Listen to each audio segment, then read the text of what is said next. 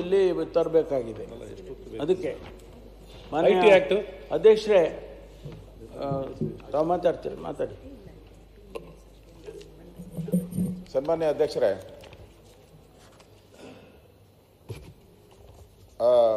ಗೌರವಾನ್ವಿತ ಗೃಹ ಸಚಿವರು ಏನು ದ್ವೇಷ ಭಾಷಣದ ಮಸೂದೆ 2025 ಹೇಟ್ ಸ್ಪೀಚ್ ಬಿಲ್ ಇದರ ಬಗ್ಗೆ ಸದನಕ್ಕೆ ತಾವು ತಂದಿದ್ದೀರಾ. ನನಗೆ ಅನಿಸಿರೋ ಪ್ರಕಾರ 75 ವರ್ಷ ಸ್ವಾತಂತ್ರ್ಯ ಆದಮೇಲೂ ಕೂಡ ಯಾವುದೇ ಕಾನೂನು ತಜ್ಞರಿಗೆ ಬರೆದಂಥ ಒಂದು ಜ್ಞಾನ, ಆಲೋಚನೆ, ದುರಾಲೋಚನೆ ಅಂತ ಹೇಳ್ಬಾರ್ದಲ್ಲ, ಇಲ್ಲ ಆಲೋಚನೆ ನಮ್ಮ ಡಾಕ್ಟ್ರಿಗೆ ಯಾಕೆ ಬಂತು? ಡಾಕ್ಟ್ರು ಹೃದಯವಂತರು ಅಂತ ನಾವು ತಿಳ್ಕೊಂಡಿದ್ದೀರಿ. ನೀವು ಪಕ್ಕದ ಹಿಂದೆ ಕಿವಿ ಬಂತಲ್ಲ, ಅಲ್ಲಿಂದ ಏನಾನ ಬಂತ ಇದು ಅಂತ ಹೇಳಿ, ಅಲ್ಲಿಂದ ಏನಾನ ಬಂತ ಅಂತ ನಾವೆಲ್ಲ ಹೃದಯವಂತ ತಿಳ್ಕೊಂಡಿದ್ರಿ. ಇದು ಹೃದಯವನ್ನ ಹಿಂಡೋ ಅಂಥದ್ದು. ಹಿಂದೆ ನಾವೆಲ್ಲ ಸುರೇಶ್ ಕುಮಾರ್ ಅವರೇ, ಮಾಸ್ಟರ್ ಹಿರಣ್ಣಯ್ಯನವರಿದ್ದರು, ಭ್ರಷ್ಟಾಚಾರದವರು ನಾಟಕಗಳು ಮಾಡ್ತಾ ಇದ್ರು, ಲಂಚಾವತಾರ, ಎದುರುಗಡೆ ಮುಖ್ಯಮಂತ್ರಿ ಕೂರಿಸ್ಕೊಂಡು ಮಾತಾಡೋರು. ಡೆಮೋಕ್ರಸಿ. ಟಿಕೆಟ್ ತಗೊಂಡು ದೇವರಾಜ ಅರಸು ಕೂತ್ಕೊಂಡಿದ್ರು ಅನ್ಸುತ್ತೆ, ಅವ್ರು ಬರ್ದಾರ್ದಾರ ಅವ್ರ ಪುಸ್ತಕದಲ್ಲಿ. ಅದಾದ್ಮೇಲೆ ಅವ್ರನ್ನ ಹಿರಣ್ಣಯ್ಯ ಕರೆದು ಅವ್ರ ಜೊತೆ ಕಾಫಿ ಕುಡಿದ್ರು. ಅಷ್ಟು ಟೀಕೆಗಳನ್ನು ಮಾಡಿದ್ರು. ಮಾಡಿದಂಥದ್ದಕ್ಕೆ ಸಹಿಷ್ಣುತೆ ಬೇಕದಕ್ಕೆ. ಇವತ್ತು ನೀವು ತಂದಿರೋಂಥ ಬಿಲ್ ಏನಿದೆ ಅದರಲ್ಲಿ ಈ ಪೊಲೀಸ್ ಅಧಿಕಾರಿಗಳು ಏನಿದಾರಲ್ಲ, ಅವರು ಒಂಥರ ಹಿಟ್ಲರ್ ಆಗೋತಾರೆ, 100% ಹಿಟ್ಲರ್ ಆಗೋತಾರೆ. ಏನೇನು ಪದ ತಂದಿದ್ದಾರೆ ಅಂದರೆ ಮಾನಸಿಕ ನೋವು, ಅವನು ಏನಕ್ಕೆ ನೋವು ತಗೊಂಡಿರ್ತಾನೋ ಗೊತ್ತಿಲ್ಲ, ಮಾನಸಿಕ ನೋವು, ದ್ವೇಷ ಭಾವನೆ, ಈ ಥರದ್ದೆಲ್ಲ ಪದಗಳನ್ನ ಉಪಯೋಗ ಮಾಡ್ಕೊಂಡಿದ್ದಾರೆ.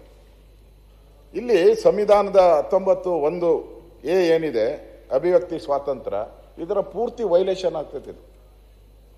ಆ ಸ್ವಾತಂತ್ರ್ಯನೇ ವೈಲೇಷನ್. ಹೇಳಿದ್ರು ಚಿತ್ರ ಅಂತ, ಇನ್ಮೇಲೆ ಕಾರ್ಟೂನು ಯಾರು ಬರೆಯಂಗಿಲ್ಲ, ನೀವ್ಯಾರು ಅದು ಕಾಲಮ್ ನೋಡ್ತಾ ಇರ್ತೀನಿ ನಾನು, ಇದೆಲ್ಲದರಲ್ಲೂ ಕಾರ್ಟೂನ್ಗಳು ಬರ್ತಾ ಇದೆ. ಕೆಲವು ಪತ್ರಿಕೆಯವರು ಸತತವಾಗಿ 75 ವರ್ಷದಿಂದ ಕಾರ್ಟೂನ್ ಹಾಕೊಂಡ್ಬರ್ತಾ ಇದೆ. ಇನ್ಮೇಲೆ ಕಾರ್ಟೂನ್ ನೋ ಕಾರ್ಟೂನ್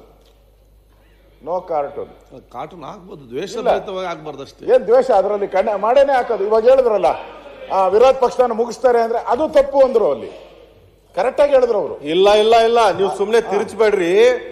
ಗೃಹ ಮಂತ್ರಿಗಳು ಹೇಳಿದಾಗ ಇಲ್ಲೇ ತಪ್ಪು ಅನ್ನೋ ನನ್ನ ಮಾತನ್ನ ಮುಗಿಸ್ತೀರಿ ಅಂದಾಗ ಯಾರನ್ನು ಮುಗಿಸ್ತೀರಿ ಅಂತ ನೀವು ಕೇಳಿದ್ರಲ್ಲ, ಅದು ದ್ವೇಷಕ್ಕೆ ಪ್ರಚೋದನೆ ಆಗ್ತೈತಲ್ಲಿ. ನೀವು ಮೈ ಮೇಲೆ ಬಂದಿದ್ದೆಲ್ಲ ಮುಂದೆ ಹೋಗುವ ಕೆಲಸ ಬಿಡ್ರಿ ವಿರೋಧ ಪಕ್ಷದ ನಾಯಕರೇ. ಬಿಡಿ, ನಿನ್ನ ಅಡ್ವರ್ಟೈಸ್ ತಗೊಂತೀರಿ ಅಡ್ವೈಸ್. ಇಲ್ಲಿ ಪತ್ರಿಕಾ ಸ್ವಾತಂತ್ರ್ಯದ ಬಗ್ಗೆನೂ ಮಾತಾಡಿದ್ದಾರೆ. ಅವರು ಏನಾದರೂ ಆ ಥರದ ಗಂಭೀರ ಭ್ರಷ್ಟಾಚಾರದಂಥ ಗಂಭೀರ ವಿಚಾರಗಳನ್ನು ಏನಾದರೂ ಮಾಧ್ಯಮದವರು ಮಾಡಿದ್ರೆ ಅಷ್ಟೇ ಅವರು ಬೇಲ್ ಅಪ್ಲಿಕೇಶನ್ ಹಾಕಬೇಕು. ಅವರು ಇಲ್ಲ ಅಂದರೆ ಅರೆಸ್ಟ್. ಅವರು ಅದನ್ನು ನಾನು ಹೇಳ್ತಾ ಇದ್ದೀನಿ. ಇವಾಗ ಯಾವುದೋ ಒಂದು ಸಂಸ್ಥೆಯ ಒಬ್ಬ ವ್ಯಕ್ತಿ ಹೇಳಿಕೆ ಕೊಟ್ಟರೆ ಇಡೀ ಸಂಸ್ಥೆಯ ಮೇಲೇನೆ ಕೇಸು. ಈಗ ಯಾರೋ ಕೊಲೆ ಮಾಡ್ತಾನೆ ಯಾರ್ದೋ ಮನೆಯಲ್ಲಿ ಅಂತ ಇಟ್ಕೊಳ್ಳಿ, ಯಾರೋ ಮಗ ಮಾಡ್ತಾನೆ, ಅವ್ರ ಅಪ್ಪನ ಅವ್ರ ಅಮ್ಮನ ಜೈಲಿಗೆ ಹಾಕ್ತೀರಾ? ಕಾನೂನು ಯಾವ ಕಾನೂನಲ್ಲಿ ಹೇಳ್ತೈತೆ ನಿಮಗೆ? ಅಂದ್ರೆ ಯಾವ ಉದ್ದೇಶ ಇಟ್ಕೊಂಡು ನೀವು ಮಾಡ್ತಾ ಇದ್ದೀರಾ ಇದನ್ನ? ಇಲ್ಲಿ ಅವರು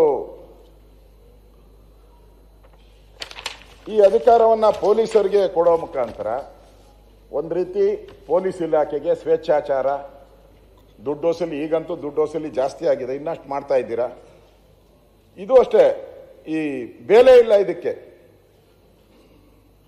ಬೇಲ್ ಇಲ್ಲ, direct jail, no bail go to jail bill.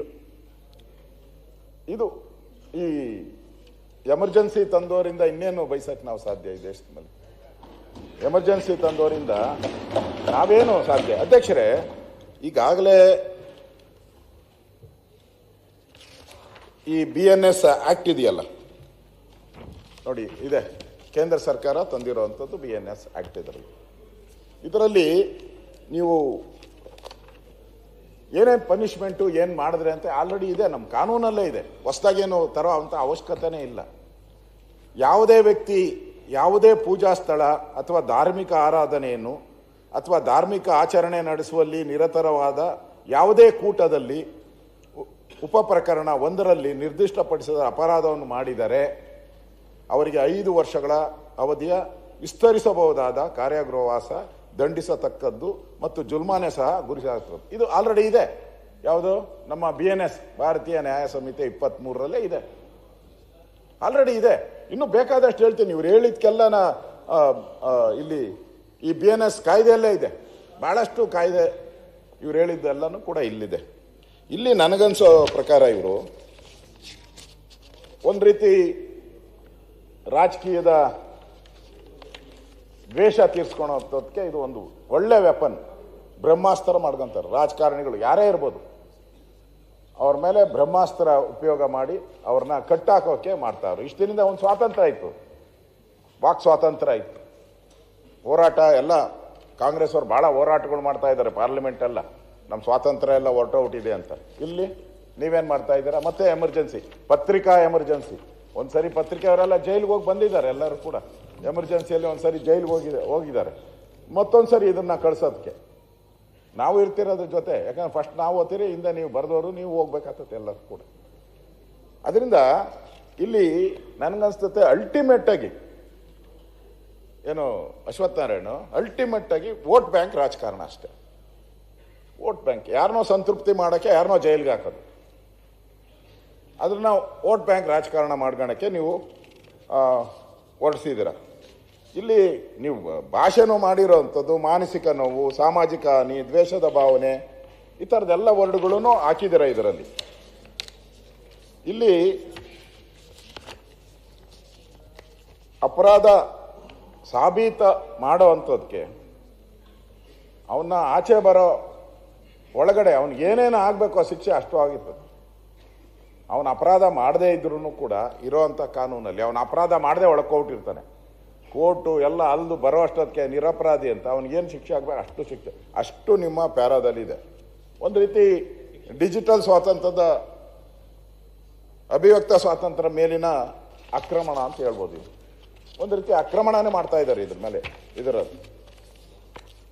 ಇದನ್ನ ಏನಾದರೂ ಅಂದರೆ ರಾತ್ರೋರಾತ್ರಿ ಬ್ಲ್ಯಾಕ್ ಮಾಡ್ಬೋದು ಅವರು, ಅಷ್ಟು ಅಧಿಕಾರ ಕೊಟ್ಟಿದ್ದಾರೆ. ಏನೇ ಕಂಟೆಂಟ್ ಬಂದರೂ ಅದನ್ನು ಇಮಿಡಿಯೇಟ್, ನನಗಂತ ಪತ್ರಿಕೆನೇ ಸೀಸ್ ಮಾಡ್ತಾರೋ, ಎಲೆಕ್ಟ್ರಾನಿಕ್ ಮೀಡಿಯಾನೇ ಸೀಸ್ ಮಾಡ್ತಾರೋ, ಇಮಿಡಿಯೇಟಾಗಿ ಸೀಸ್ ಮಾಡ್ಬೋದು. ನಿಮ್ದೇನ ಬಂದಿದ್ರೆ ಅದನ್ನೇ ಸೀಸ್ ಮಾಡ್ಬೋದು. ಆ ಥರ ನೀವು ತಪ್ಪು ಮಾಹಿತಿ ಕೊಟ್ಟಿದ್ದೀರಾ ಅಂತ ಹೇಳಿದ್ರೆ ಇದು ಒಂದು ರೀತಿ ಕಾನೂನು ಏನಿದೆ ಆ ಕಾನೂನನ್ನು ಒಂದು ರೀತಿ ಗಾಳಿಗೆ ತೂರಿರುವಂಥದ್ದು ಕಾಣಿಸ್ತಾ ಇದೆ. ಅಧ್ಯಕ್ಷರೇ, ಇವರು ಮಾಡೋದ್ರಲ್ಲೂ ಕೂಡ ಮತ್ತೆ ಗೂಗಲ್ ಟ್ರಾನ್ಸ್ಫರ್ ಮಾಡಿದ್ದಾರೆ, ನನಗೆ ಗೊತ್ತಿಲ್ಲ ಇದು. ಅದರಲ್ಲಿ ಅಸಾಮರಸ್ಯ ಅಂತ ಇದೆ, ಇದೆಯಾ ಇದರಲ್ಲಿ ಪದ ಕನ್ನಡ ಡಿಕ್ಷನರಿಯಲ್ಲಿ? ಸಾಮರಸ್ಯ ಅಂತ ಇದೆ, ನಾನು ಬರೆದಿದ್ದೀನಿ ಸಾಮರಸ್ಯ. ಅಸಾಮರಸ್ಯ ಅಂತ ಇದೆ, ಅಸಾಮರಸ್ಯ. ದ್ವೇಷ ಅಪರಾಧ ಅಂತ, ದ್ವೇಷ ಭಾಷಣ ಇದೆ, ದ್ವೇಷ ಅಪರಾಧ ಎಲ್ಲಿದೆ? ಈ ಕಾನೂನು ತರುವಾಗ ನೀವು ಹಿಂಗೆಲ್ಲ ಹಾಕ್ಬಿಟ್ರೆ ಮಾನ ಮರ್ಯಾದೆ ಎಲ್ಲ ಕಳ್ಕೊಂತೀರ ನೀವೆಲ್ಲ. ನೆನ್ನೆ ನೋಡಿದ್ದೀರ ಮಂತ್ರಿ ಏನೋ ಬರ್ಕೊಟ್ಟಿದ್ನ ಓದಿದ್ದು ಮಾಡಿ ಎಷ್ಟು ಅನಾಹುತ ಆಯಿತು. ಮತ್ತೆ ಇದೆ ಈ ಥರದ್ದೆಲ್ಲ ನೀವು ತಪ್ಪುಗಳು ಮಾಡಿದ್ದೀರ. ಈ ಥರ ತಪ್ಪುಗಳಿರೋಂಥ ಬಿಲ್ ಇದು. ಹೌದು, ಇಲ್ಲಿ ಬರ್ದಿದ್ದೀರಲ್ಲ ನೀವು, ಅಸಾಮರಸ್ಯ ಅಂತ ಬರ್ದಿದ್ದೀರಾ.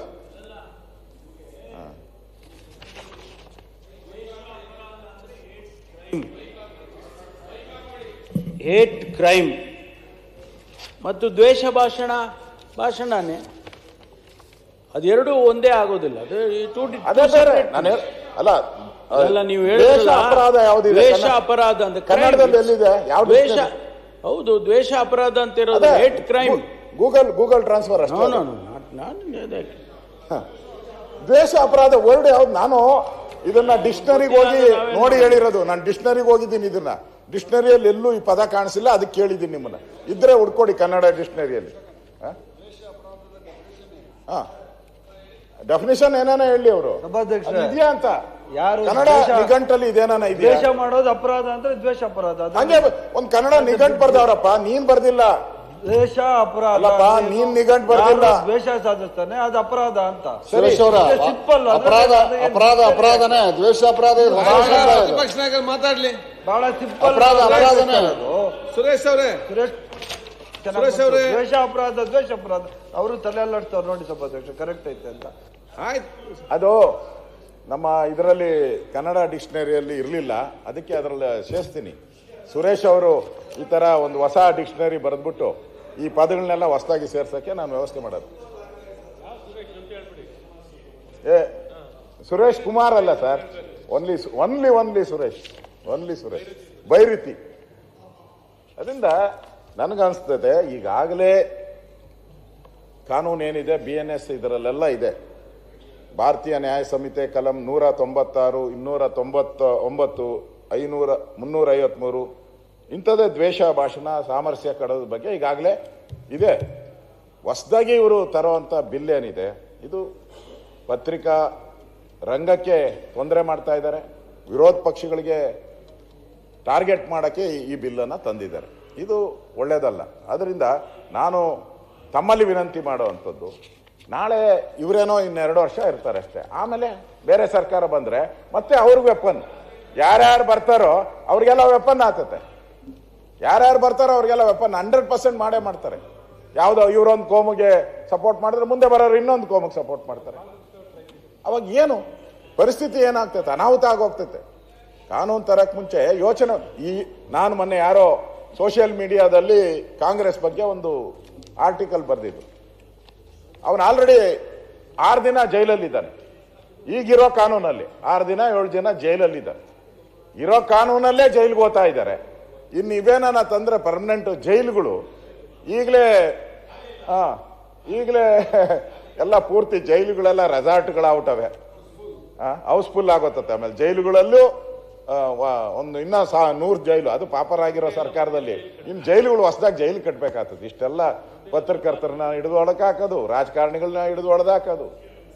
ಯಾರು ಈ ಮಾಸ್ಟರ್ ಹಿರಣ್ಯ ಆ ಥರ ಯಾರು ಧೈರ್ಯವಾಗಿ ನಾಟಕಗಳನ್ನ ಮಾಡ್ತಾರೆ, ಇನ್ನೆಲ್ಲ ಪೊಲೀಸರು ಈಗ ಪರಮೇಶ್ವರ್ ಅವ್ರ ಕೈಲಿ ಇನ್ನು ಪೊಲೀಸ್ ಇಲಾಖೆಯಲ್ಲಿ 50% ಕೂಡ ಭರ್ತಿ ಮಾಡೋಕ್ಕಾಗಿಲ್ಲ, ಅನುಮತಿನೇ ಕೊಟ್ಟಿಲ್ಲ. ಈಗ ಎಲ್ಲೆಲ್ಲಿ ಡ್ರಾಮಾಗಳು ನಡೀತತೆ, ರಂಗಭೂಮಿ ಕಲಾ ಎಲ್ಲರೂ ಹೋಗ್ತಾ ಅಲ್ಲೆಲ್ಲ ಪೊಲೀಸ್ ಅಂತ ಕೂತಿರ್ಸ್ಬೇಕು. ಅವ್ನು ಬರ್ಕೊಂಬರ್ಬೇಕು, ಅವನೇನೇನು ಡೈಲಾಗ್ ಹೊಡೆದ ಅಂತೇಳಿ ಬರ್ಕೊಂಬರ್ಬೇಕು. ಯಾವುದೇ ಭಾಷಣ ಮಾಡಿದ್ರು ಹೋಗಿ ನೋಡ್ಬೇಕು. ಆ ಪರಿಸ್ಥಿತಿ ಬಂದ್ಬಿಡುತ್ತೆ. ಇದರಿಂದ ಸಮಾಜಕ್ಕೇನು ಒಳ್ಳೇದಾಗಲ್ಲ. ಯಾರನ್ನೋ ಟಾರ್ಗೆಟ್ ಮಾಡಬೇಡಿ. ನಾಳೆ ಇದು ತಿರುಗುಬಾಣ ನಿಮಗೂ ಆಗುತ್ತೆ. ತಿರುಗುಬಾಣ ಎಚ್ಚರಿಕೆ ಇರಬೇಕು. ಇಂಥ ಕಾನೂನು ಮಾಡಬೇಕಾದ್ರೆ 100 ಸರಿ. ಇವಾಗ ನಮ್ಮ ಡಾಕ್ಟ್ರು ತಂದರು, ಯಾರು ಡಾಕ್ಟ್ರು ಎಂತ ಬಿಲ್ ತಂದ್ರು, ಎಲ್ಲ ಇಡೀ ಸದನ ಹೇಳ್ತು, yes we are with you Madevappa ಅಂತ ಹೇಳಿದ್ರು. ಮಾದೇವನ್ ತರ ನಡ್ಕೊಳ್ರಿ. ಈ ಪರಮೇಶ್ವರ್ ಅದೇ ಹೆಸರು. ಇಂಥ ಎರಡು ಒಂದೇ.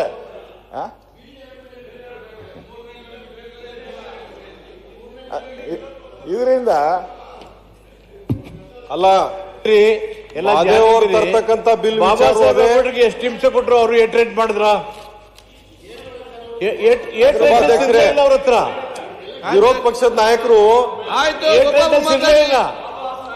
ಇಡೀ ದೇಶದ ಅಭಿವೃದ್ಧಿಯೇ ಸುರೇಶ್ ಕುಮಾರ್ ಅವರೇ, ಮಾದೇವರ್ ಅವರೇ, ಗೊತ್ತಾ ನಿಮ್ಗೆ ಅಂಬೇಡ್ಕರ್ ಸೋಲ್ಸಿದ್ ಯಾರು ಗೊತ್ತಾ? ಅಂಬೇಡ್ಕರ್ಗೆ ಎಲೆಕ್ಷನ್ ಏಜೆಂಟ್ ಆಗಿದ್ದು ದತ್ತೋಪಂತ ತೇಂಗಡಿ ಅಂತ.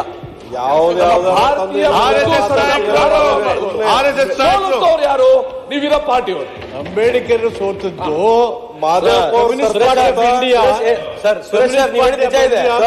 ಅವ್ರೊಂದು ಪೊಲಿಟಿಕಲ್ ಪಾರ್ಟಿ